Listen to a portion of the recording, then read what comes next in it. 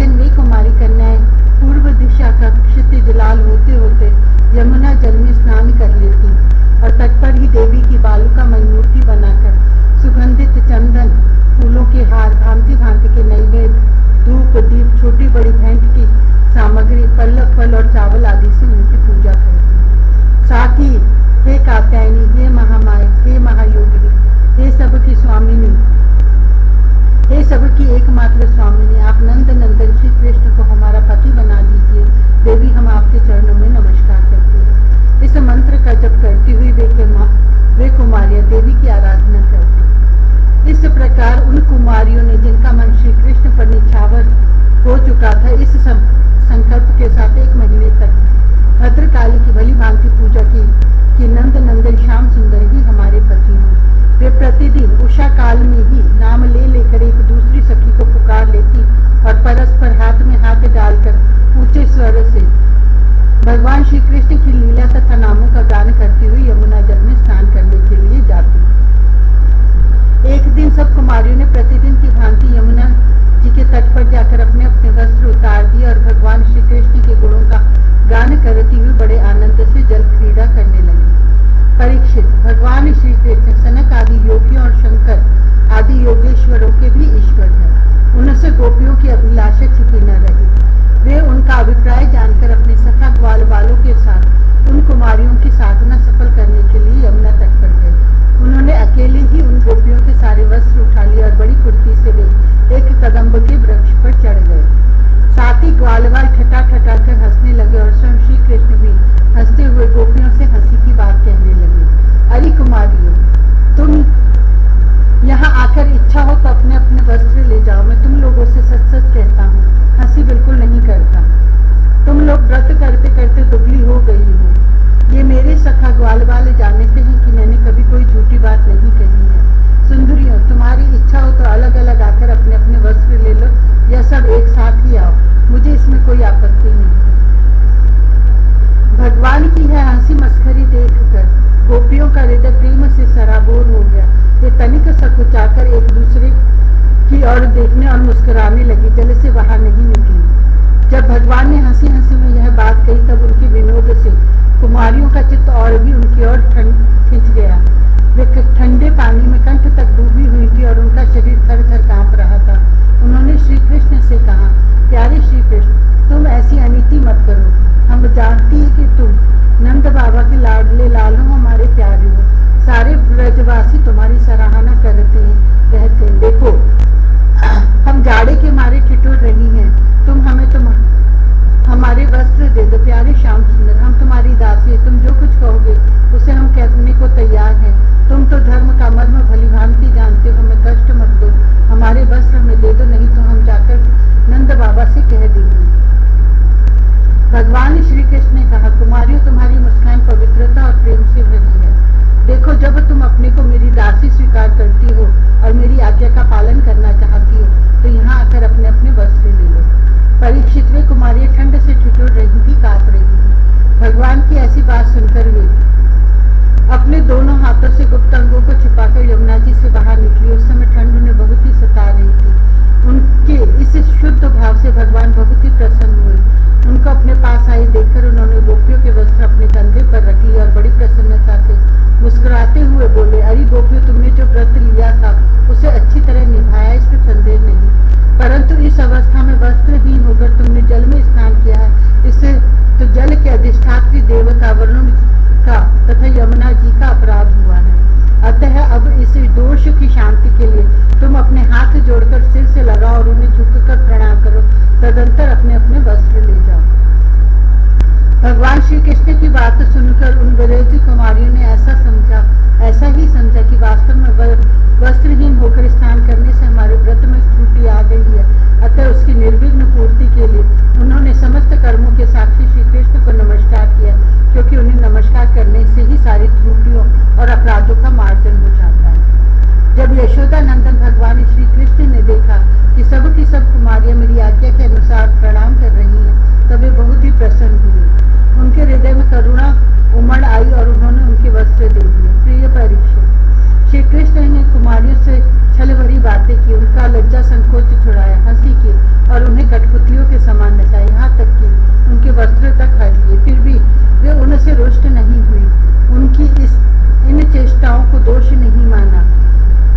बल्कि अपने प्रियतम के संग से भी और भी प्रसन्न हुई। परीक्षित, गोपियों ने अपने अपने वस्त्र पहन लिए, परंतु श्री कृष्ण ने उनके चित्त को इस प्रकार अपने वश में कर रखा था कि मैं वहां से एक पग भी न चल सकी। अपने प्रियतम के समागम के लिए सजकर वे उन्हीं की और लजीली चितवन से निहारती रही। भगवान श्री कृष्ण ने देखा कि उन कुमारियों ने उनके चरण कमलों के स्पर्श की कामना से ही व्रत धारण किया है और उनके जीवन का यही एकमात्र संकल्प है। तब गोपियों के प्रेम के अधीन होकर उत्कल तक में बंध जाने वाले भगवान ने उनसे कहा, मेरी परम प्रेयसी कुमारियों, मैं तुम्हारा यह संकल्प जानता हूँ कि तुम मेरी पूजा करना चाहती हो। मैं तुम्हारी इस अभिलाषा का अनुमोदन करता हूँ। तुम्हारा यह संकल्प सत्य होगा, तुम मेरी पूजा कर सकोगे। जिन्होंने अपना मन और प्राण मुझे समर्पित कर रखा है, उनकी कामनाएं उन्हें सांसारिक भोगों की ओर ले जाने में समर्थ नहीं होती। ठीक वैसे ही जैसे भुने या उबाले हुए बीज फिर अंकुर के रूप में उगने के लिए योग्य नहीं रह जाते। इसलिए कुमारियों, अब तुम अपने अपने घर लौट जाओ। तुम्हारी साधना सिद्ध हो गई है। तुम आने वाली शरद ऋतु की रात्रियों में मेरे साथ विहार करोगी। सतियों, इसी उद्देश्य से तो तुम लोगों ने यह व्रत और कात्यायनी देवी की पूजा की थी।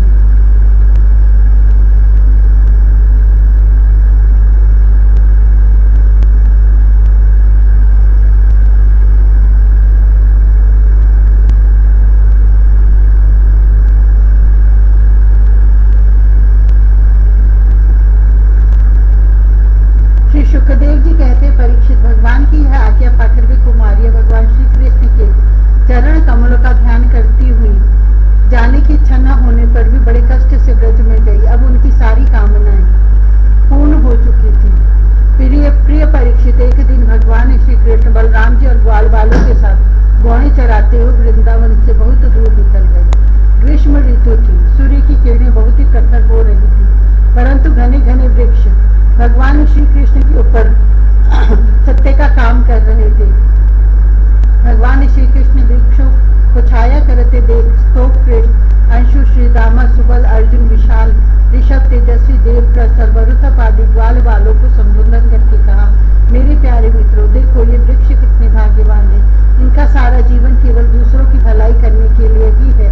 ये स्वयं तो हवा के झोंके, वर्षा, धूप और पाला सब कुछ सहते हैं, परंतु हम लोगों की उनसे रक्षा करते हैं।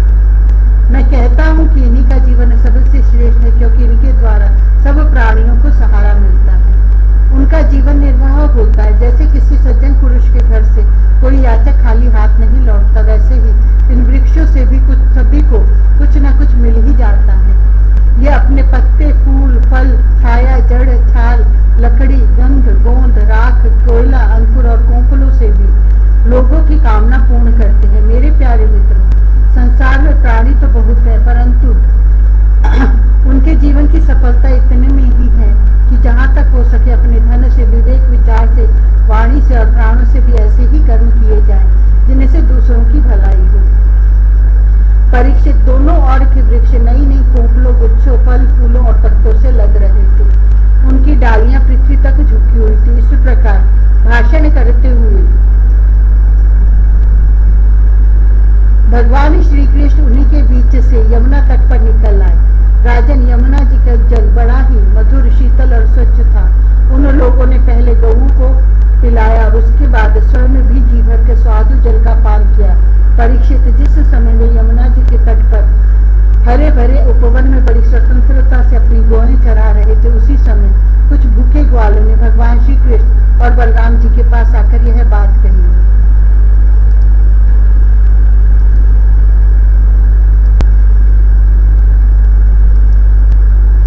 23वां अध्याय, यज्ञ पत्नियों पर कृपा। ग्वाल बालों ने कहा, नयनाभिराम बलराम, तुम बड़े पराक्रमी हो, हमारे चित्त चोर श्याम सुंदर, तुमने बड़े बड़े दुष्टों का संहार किया है। उन्हीं दुष्टों के समान यह भूख भी हमें सता रही है, अतः तुम दोनों इसे भी बुझाने का कोई उपाय करो। श्री सुखदेव जी ने कहा, परीक्षित, जब ग्वाल बालों ने देवकी नंदन भगवान श्री कृष्ण से इस प्रकार प्रार्थना की, तब उन्होंने मथुरा की अपनी भक्त ब्राह्मण पत्नियों पर अनुग्रह करने के लिए यह बात कही। मेरे प्यारे मित्रों, यहाँ से थोड़ी ही दूर पर वेदवादी ब्राह्मण स्वर्ग की कामना से आंगिरस नाम का यज्ञ कर रहे हैं।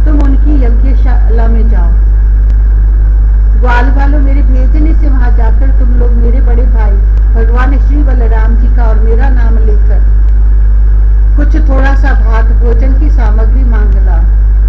जब भगवान ने ऐसी आज्ञा दी तब ग्वाल वाले उन ब्राह्मणों की यज्ञशाला में गए और उनसे भगवान की आज्ञा के अनुसार ही अन्न मांगा।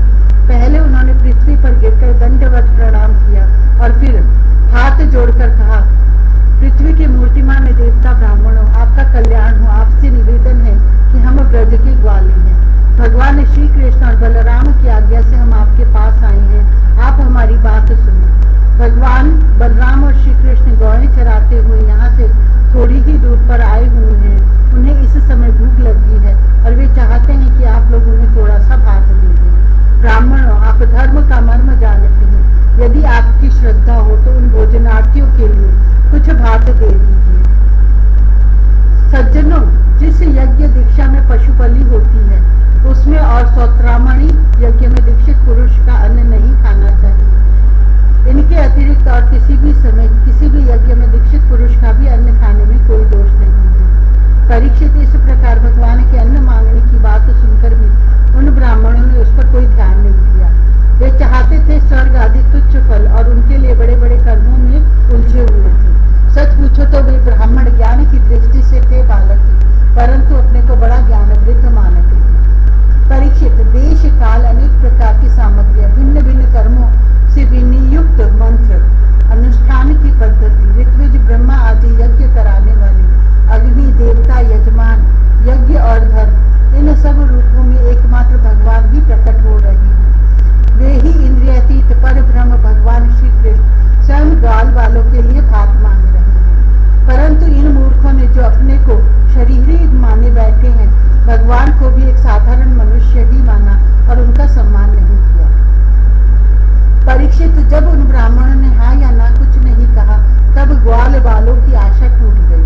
वे लौट आए और वहां की सब बात उन्होंने श्री कृष्ण और बलराम से कह दी। उनकी बात सुनकर सारे जगत के स्वामी भगवान श्री कृष्ण हंसने लगे। उन्होंने ग्वाल वालों को समझाया कि संसार में असफलता तो बार बार होती ही है, उससे निराश नहीं होना चाहिए। बार बार प्रयत्न करते रहने से सफलता मिल ही जाती है। फिर उनसे कहा, मेरे प्यारे ग्वाल वालों, इस बार तुम लोग उनकी पत्नियों के पास जाओ और उनसे कहो कि राम और श्याम यहाँ आए हैं। तुम जितना चाहोगे उतना भोजन वे तुम्हें देंगी। वे मुझसे बड़ा प्रेम करती हैं। उनका मन सदा सर्वदा मुझ में लगा रहता है। अब की बार ग्वाल वाल पत्नीशाला में गए। वहां जाकर देखा कि ब्राह्मणों की पत्नियां सुंदर सुंदर वस्त्र और गहनों से सज धज कर बैठी हैं। उन्होंने द्विज पत्नियों को प्रणाम करके बड़ी नम्रता से यह बात कही, आप विप्र पत्नियों को हम नमस्कार करते हैं। आप कृपा करके हमारी बात सुनिए। भगवान श्री कृष्ण यहाँ से थोड़ी ही दूर पर आए हुए हैं और उन्होंने ही हमें आपके पास भेजा है। वे ग्वाल वाल और बलराम जी के साथ गोएं चराते हुए इधर बहुत दूर आ गए हैं। इस समय उन्हें और उनके साथियों को भूख लगी है। आप उनके लिए कुछ भोजन दे दें। परीक्षित, वे ब्राह्मणियां बहुत दिनों से भगवान की मनोहर लीलाएं सुनती थी। उनका मन उनमें लग चुका था। वे सदा सर्वदा इस बात के लिए उत्सुक रहती कि किसी प्रकार श्री कृष्ण के दर्शन हो जाए। श्री कृष्ण के आने की बात सुनते ही वे उतावली हो गई। उन्होंने बर्तनों में अत्यंत स्वादिष्ट और हितकर भक्ष्य, भोज्य, लेह्य और जोश चारों प्रकार की भोजन सामग्री ले ली और तथा भाई बंधु पति पुत्रों के रोकते रहने पर भी अपने प्रियतम भगवान श्री कृष्ण के पास जाने के लिए घर से निकल पड़ी कि वैसे ही जैसे नदियां समुद्र के लिए। क्यों न हो, न जाने कितने दिनों से पवित्र कीर्ति भगवान श्री कृष्ण के गुण, लीला, सौंदर्य और माधुर्य आदि का वर्णन सुन सुनकर उन्होंने उनके चरणों पर अपना हृदय निछावर कर दिया था। ब्राह्मण पत्नियों ने जाकर देखा कि यमुना के तट पर नए नए कोंपलों से शोभायमान अशोक वन में ग्वाल वालों से घिरे हुए बलराम जी के साथ श्री कृष्ण इधर उधर घूम रहे हैं। उनके सांवले शरीर पर सुनहला पीताम्बर झिलमिला रहा है। गले में वनमाला लटक रही है। मस्तक पर मोर पंख का मुकुट है। अंग अंग में रंगीन धातुओं से चित्रकारी कर रखी है। नए नए कोंपलों के गुच्छे शरीर में लगाकर नटकासा वेश बना रखा है। एक हाथ अपने सखा ग्वाल वाल के कंधे पर रखे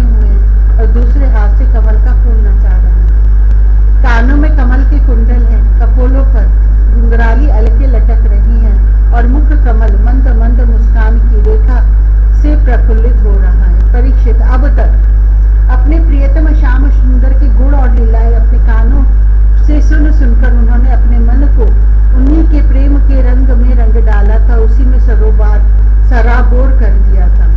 अब नेत्रों के मार्ग से उन्हें भीतर ले जाकर बहुत देर तक वे मन ही मन उनका आलिंगन करती रही और इस प्रकार उन्होंने अपने हृदय की जलन शांत की। और ठीक वैसे ही जैसे जागृत और स्वप्न अवस्थाओं की वृत्तियां यह मेरा इस भाव से जलती रहती है, परंतु सुषुप्ति अवस्था में उसके अभिमानी प्राज्ञ को पाकर उसी में लीन हो जाती हैं और उनकी सारी जलन मिट जाती है।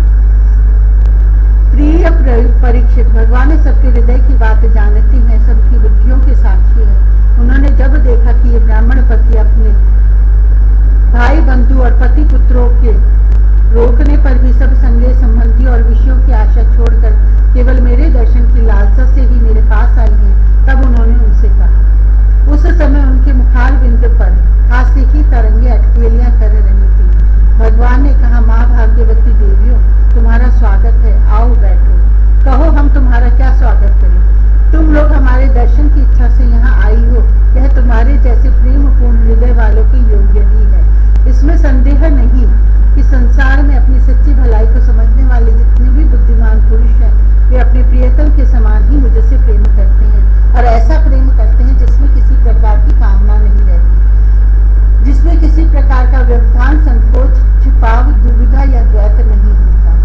प्राण, बुद्धि, मन, शरीर, स्वजन, स्त्री, पुत्र और धन आदि संसार की सभी वस्तुएं जिसके लिए और जिसकी सन्निधि से प्रिय लगती है, उस आत्मा से, परमात्मा से, मुझे श्री कृष्ण से बढ़कर और कौन प्यारा हो सकता है। इसलिए तुम्हारा आना उचित ही है। मैं तुम्हारे प्रेम का अभिनंदन करता हूँ, परंतु अब तुम लोग मेरा दर्शन कर चुकी, अब अपनी यज्ञशाला में लौट जाओ। तुम्हारे पति ब्राह्मण गृहस्थ है, वे तुम्हारे साथ मिलकर ही अपना यज्ञ पूर्ण कर सकेंगे। ब्राह्मण पत्नियों ने कहा, अंतर्यामी श्याम सुंदर, आपकी यह बात निष्ठुरता से पूर्ण है, आपको ऐसी बात नहीं कहनी चाहिए। श्रुतियां कहती हैं कि जो एक बार भगवान को प्राप्त हो जाता है उसे फिर संसार में नहीं लौटना पड़ता।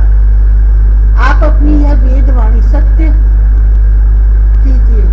हम अपने सगे संबंधियों की आज्ञा का उल्लंघन करके आपके चरणों में इसलिए आई हैं कि आपके चरणों से गिरी हुई तुलसी की माला अपने केशों में धारण करें। स्वामी, अब हमारे पति पुत्र, माता पिता, भाई बंधु और स्वजन संबंधी हमें स्वीकार नहीं करेंगे, फिर दूसरों की तो बात ही क्या है। वीर शिरोमणि, अब हम आपके चरणों में आ पड़ी हैं, हमें और किसी का सहारा नहीं है, इसलिए हमें दूसरों की शरण में न जाना पड़े, ऐसी व्यवस्था कीजिए। भगवान श्री कृष्ण ने कहा, देवियों, तुम्हारे पति पुत्र, माता पिता, भाई बंधु कोई भी तुम्हारा तिरस्कार नहीं करेगा, उनकी तो बात ही क्या, सारा संसार तुम्हारा सम्मान करेगा। इसका कारण यह है, अब तुम मेरी हो गई हो, मुझसे युक्त हो गई हो। देखो ना, ये देवता मेरी बात का अनुमोदन कर रहे हैं। देवियों, इस संसार में मेरा अंग संगी मनुष्यों में मेरी प्रीति या अनुराग का कारण नहीं है, इसलिए तुम जाओ, अपना मन मुझ में लगा दो, तुम्हें बहुत शीघ्र मेरी प्राप्ति हो जाएगी। श्री सुखदेव जी कहते हैं, परीक्षित, जब भगवान ने इस प्रकार कहा तब वे ब्राह्मण पत्नियां यज्ञशाला में लौट गईं। उन ब्राह्मणों ने अपनी स्त्रियों में तनिक भी दोष दृष्टि नहीं की, उनके साथ मिलकर अपना यज्ञ पूरा किया। उन स्त्रियों में से एक को आने के समय ही उसके पति ने बलपूर्वक रोक लिया था। इस पर उस ब्राह्मण पत्नी ने भगवान के वैसे ही स्वरूप का ध्यान किया जैसा कि बहुत दिनों से सुन रखा था। जब उसका ध्यान जम गया तब मन ही मन भगवान का आलिंगन करके उसने कर्म के द्वारा बने हुए अपने शरीर को छोड़ दिया। शुद्ध सत्वमय दिव्य शरीर से उसने भगवान की सन्निधि प्राप्त कर ली। इधर भगवान श्री कृष्ण ने ब्राह्मणियों के द्वारा लाए हुए उस 4 प्रकार के अन्न से पहले ग्वाल वालों को भोजन कराया और फिर उन्होंने स्वयं भी भोजन किया। परीक्षित, इस प्रकार लीला मनुष्य भगवान श्री कृष्ण ने मनुष्य की सी लीला की और अपने सौंदर्य, माधुर्य, वाणी तथा कर्मों से गौएं, ग्वालवाल और गोपियों को आनंदित किया और स्वयं भी उनके अलौकिक प्रेम रस का आस्वादन करके आनंदित हुए। परीक्षित, इधर जब ब्राह्मणों को यह मालूम हुआ कि भगवान तो श्री कृष्ण तो स्वयं भगवान है, तब उन्हें बड़ा पछतावा हुआ। वे सोचने लगे कि जगदीश्वर भगवान श्री कृष्ण और बलराम की आज्ञा का उल्लंघन करके हमने बड़ा भारी अपराध किया है। वे तो मनुष्य की सी लीला करते हुए भी परमेश्वर हैं। जब उन्होंने देखा कि हमारी पत्नियों के हृदय में तो भगवान का अलौकिक प्रेम है और हम लोग उससे बिल्कुल रीते हैं, तब वे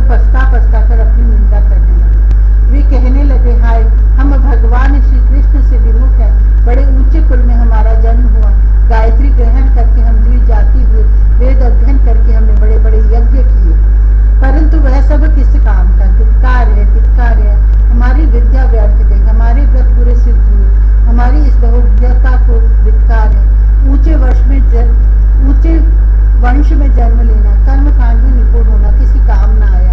इन्हें बार बार धिक्कार है। निश्चय ही भगवान की माया बड़े बड़े योगियों को भी मोहित कर लेती है। तभी तो हम कहलाते हैं मनुष्य के गुरु और ब्राह्मण, परंतु अपने सच्चे स्वार्थ और परमार्थ के विषय में बिल्कुल भूले हुए हैं। कितने आश्चर्य की बात है, देखो तो सही, यद्यपि ये स्त्रियां हैं तथापि जगत गुरु भगवान श्री कृष्ण में इनका कितना अगाध प्रेम है, अखंड अनुराग है।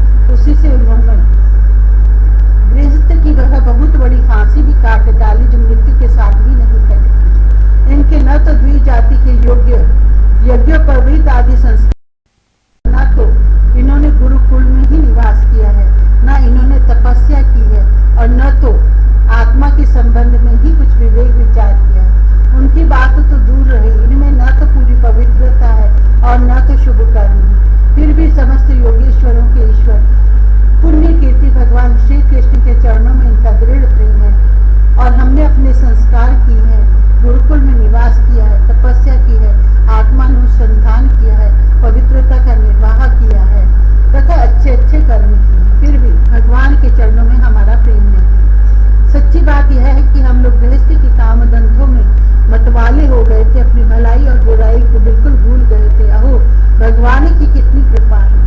भक्त वत्सल प्रभु ने ग्वाल वालों को भेजकर उनके वचनों से हमें चेतावनी दी, अपनी याद दिलाई। भगवान स्वयं पूर्ण काम है और कैवल्य मोक्ष पर्यंत जितनी भी कामनाएं होती हैं उनको पूर्ण करने वाले हैं। यदि हमें सचेत नहीं करना होता तो उनका हम शरीर के क्षुद्र जीवों से प्रयोजन ही क्या हो सकता था। अवश्य ही उन्होंने इसी उद्देश्य से मांगने का बहाना बनाया, अन्यथा उन्हें मांगने की भला क्या आवश्यकता थी। स्वयं लक्ष्मी अन्य सब देवताओं को छोड़कर और अपनी चंचलता गर्व आदि दोषों का परित्याग कर केवल एक बार उनके चरण कमलों का स्पर्श पाने के लिए सेवा करती रहती। वे ही प्रभु किसी से भोजन की याचना करी है, लोगों को मोहित करने के लिए नहीं तो और क्या है। देश काल पृथक पृथक सामग्रियां उन कर्मों से में भी नियुक्त मंत्र अनुष्ठान की पद्धति, ऋत्विज, अग्नि, देवता, यजमान, यज्ञ और धर्म सब भगवान के ही स्वरूप है। वे ही योगेश्वरों के भी ईश्वर भगवान विष्णु स्वयं श्री कृष्ण के रूप में यदुवंशियों में अवतीर्ण हुए हैं। यह बात हमने सुन रखी है, परंतु हम इतने मूढ़ हैं कि उन्हें पहचान न सके। यह सब होने पर भी हम धन्याति धन्य हैं, हमारे अहोभाग्य है, तभी तो हमें वैसी पत्नियां प्राप्त हुई हैं। उनकी भक्ति से हमारी बुद्धि भी भगवान श्री कृष्ण के अविचल प्रेम से युक्त हो गई है। प्रभु आप अचिंत्य और अनंत ऐश्वर्यों के स्वामी हैं। श्री कृष्ण आपका ज्ञान अबाध है, आपकी ही माया से हमारी बुद्धि मोहित हो रही है और हम कर्मों के पचड़े में भटक रहे हैं। हम आपको नमस्कार करते हैं। वे आदि पुरुषोत्तम भगवान श्री कृष्ण हमारे इस अपराध को क्षमा करें, क्योंकि हमारी बुद्धि उनकी माया से मोहित हो रही है और हम उनके प्रभाव को न जानने वाले अज्ञानी हैं। परीक्षित, उन ब्राह्मणों ने श्री कृष्ण का तिरस्कार किया था, अतः उन्हें अपनी अपराध की स्मृति से बड़ा पश्चाताप हुआ और उनके हृदय में श्री कृष्ण बलराम के दर्शन की बड़ी इच्छा भी हुई, परंतु कंस के डर के मारे वे उनका दर्शन करने न जा सके।